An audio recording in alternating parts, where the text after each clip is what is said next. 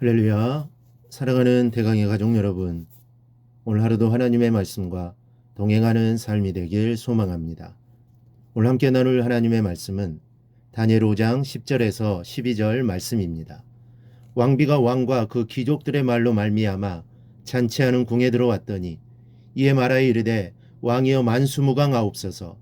왕의 생각을 번민하게 하지 말며 얼굴빛을 변할 것도 아니니이다. 왕의 나라에 거룩한 신들의 영이 있는 사람이 있으니 그 왕의 부친 때에 있던 자로서 명철과 총명과 지혜가 신들의 지혜와 같은 자니이다. 왕이 부친 느부갓네살 왕이 그를 세워 박수와 술객과 갈대와 술사와 점쟁이의 어른을 삼으셨으니 왕이 벨드사살이라 이름하는 이 다니엘은 마음이 민첩하고 지식과 총명이 있어 능히 꿈을 해석하며 은밀한 말을 밝히며 의문을 풀 수 있었나이다. 이제 다니엘을 부르소서. 그리하시면 그가 그 해석을 알려드리리다 하니라. 아멘. 바벨론의 벨사살 왕이 연회를 마련하여 느부갓네살이 예루살렘 성전에서 가져온 금으로 된 성물에 술을 따라 마시던 중에 벽에 나타난 손가락을 보고 공포에 떨고 있었습니다. 즐거웠던 얼굴이 사색이 되고 넓적다리가 녹는 듯하고 무릎이 서로 부딪혔다고 하니 그가 느낀 공포감이 얼마나 컸는지 짐작할 수 있습니다. 숨이 막혀 거의 죽어가는 그런 모습입니다. 그때 이 소식을 듣고 급하게 궁에 들어온 사람이 있습니다. 10절을 보니 왕비가 왕과 그 귀족들의 말로 말미암아 잔치하는 궁에 들어왔더니 그랬습니다.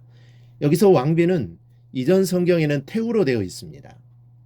학자들은 이 사람이 다니엘에 대해서 너무나 잘 알고 있는 것으로 보아서 느부갓네살의 부인이었을 것이라고 말합니다. 사실 그녀는 이 사건이 일어났던 때에 살아 있었기 때문에 이 주장에 일리가 있습니다. 이 태우가 벨사살에게 다가와서 아주 지혜 있는 말로 왕에게 고합니다. 오늘 우리는 이 태우의 지혜로운 모습을 보면서 은혜를 나누고자 합니다. 첫째, 그녀는 왕에게 번민하지 말고 낯빛을 변하지 말라고 합니다. 10절에 왕의 생각을 번민하게 하지 말며 얼굴빛을 변할 것도 아니니다 그럽니다. 지금 벨사살은 번민하고 싶어서 번민하는 것이 아니요, 사색이 되고 싶어서 사색이 된 것도 아닙니다. 공포가 얼마나 컸던지 자기도 모르게 그렇게 떨고 있는 것입니다. 그럼에도 불구하고 고민하지 말고 공포에 떨지도 말라고 말합니다. 태우가 이렇게 말할 수 있었던 것은 단지 왕의 어머니로서의 권위가 있었기 때문만이 아닙니다. 이 문제를 해결할 수 있는 해결책을 알고 있었기 때문입니다. 여러분은 시련을 만났을 때 어떤 태도를 취하십니까? 한숨을 푹푹 쉬며 땅속으로 들어가지 마십시오. 그런다고 문제가 해결되는 것이 하나도 없습니다. 문제를 만나면 해결책을 찾아야 하는데 그러기 위해서는 정신을 바짝 차려야만 합니다. 술 취한 상태에서는 해결책을 찾을 도리가 없습니다. 그래서 그녀는 왕에게 해결책을 찾을 수 있다라고 말을 합니다. 지금 이 태우는 벨사살에게 과거에 있었던 일을 이야기합니다. 11절입니다. 왕의 나라에 거룩한 신들의 영이 있는 사람이 있으니 곧 왕의 부친 때에 있던 자로서 명철과 총명과 지혜가 신들의 지혜와 같은 자니이다. 왕의 부친 느부갓네살 왕이 그를 세워 박수와 술객과 갈대아 술사와 점쟁이의 어른을 삼으셨습니다. 다시 말하면 당신의 고민을 해결해 줄 사람이 있으니 염려하지 말라는 것입니다. 여러분, 지금 태우는 벨사살 왕의 고민을 해결해 줄 수 있는 사람을 어떻게 말하고 있습니까? 거룩한 신들의 영이 있는 사람이 있으니 라고 그럽니다. 근데 본문에서 신들이라는 복수형이 사용된 것은 다신사상이 반영된 것입니다. 물론 다니엘은 신들의 영이 있는 사람이 아니라 오직 유일하신 신이신 하나님의 영이 있는 사람이었습니다. 다니엘은 하나님의 영을 소유하고 있었기 때문에 하나님의 깊은 것까지도 알 수 있었습니다.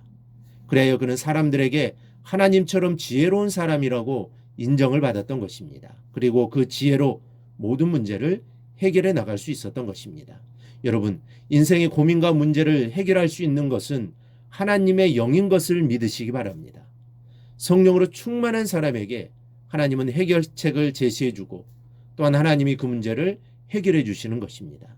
하나님에게 모든 문제의 해결책이 있습니다. 그러므로 우리는 늘 성령과 함께하는 삶을 살아야 합니다. 충만한 삶을 살아야 합니다. 우리가 이러한 삶을 살아갈 때 다니엘과 같이 지혜로운 자가 될 수 있습니다. 그리고 그 지혜로 인생의 어려움들을 이겨나가게 되는 것입니다. 또한 그녀는 왕에게 다니엘을 부르라고 말합니다. 12절 하반절에 보면 다니엘을 부르소서 그리하시면 그가 그 해석을 알려드리리다 그럽니다. 태후가 다니엘을 부르라고 말한 이유는 무엇입니까? 그는 다니엘이 이스라엘의 거룩한 신의 영으로 충만한 사람이었음을 알았기 때문입니다. 그래서 자신 있게 다니엘을 추천한 것입니다.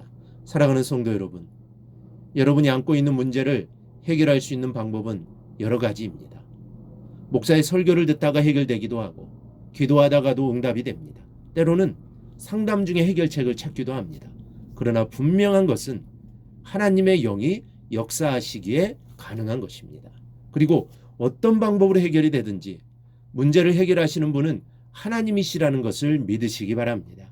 따라서 주님을 더욱 의지하며 찬양과 기도와 말씀 속에 항상 거하는 삶을 살 수 있기를 바랍니다. 그럴 때 주님이 우리를 어여쁘게 여겨주셔서 우리를 인도해 주실 것입니다. 우리의 문제를 해결해 주실 것입니다. 해결할 수 있는 지혜를 허락해 주실 것입니다. 그 하나님의 은혜가 오늘 예배하는 우리 모두에게 임하기를 축원합니다. 2022년 새해에도 하나님이 함께 하심이 늘 있기를 주님의 이름으로 간절히 축복합니다. 오늘 묵상의 말씀을 굳게 잡고 삶으로 실천하며 살아내는 대강의 모든 성도들이 되기를 축복합니다.